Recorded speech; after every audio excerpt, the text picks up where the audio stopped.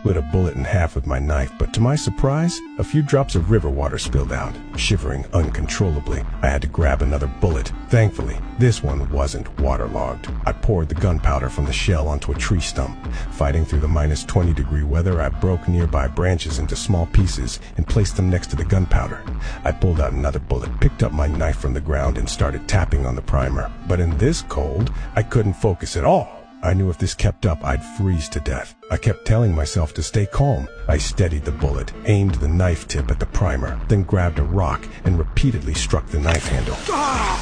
After all my effort, warm flames finally started burning. To get warmer and deal with my gunshot wound, I quickly stripped off my soaked jacket and took a huge swig from my flask. Using the alcohol's numbing effect, I poured the rest of the liquor onto my wound. The moment the alcohol hit, pain shot through my entire body. After disinfecting with alcohol, I fought through the pain to grab a strip of cloth from the ground, rolled it into a ball, shoved it in my mouth, and bit down hard.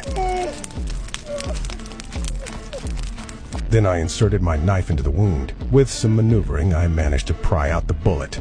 The intense pain knocked me to the ground and I briefly passed out. Meanwhile, the bounty hunters who wanted me dead were closing in. As the fire slowly died out, the cold woke me up. Realizing the enemy was approaching, I grabbed my clothes and ran deep into the forest. But to confuse them, I doubled back, hoping footprints in multiple directions would throw off their pursuit. Finally, I used a branch to sweep away my footprints in the snow as I escaped. But when I reached a tree, I realized this was just buying time. To truly escape, I'd have to eliminate them. Looking at the large tree in front of me, I suddenly had a great idea. Soon, several bounty hunters arrived at the campfire. Looking at the footprints in the snow, they couldn't figure out which way I'd gone. But based on the blood trail, they figured I was injured and couldn't have gotten far. To catch me faster, they decided to split up. If anyone found tracks, the others would immediately come as backup. I hid in the tree, quietly waiting for my prey to take the bait.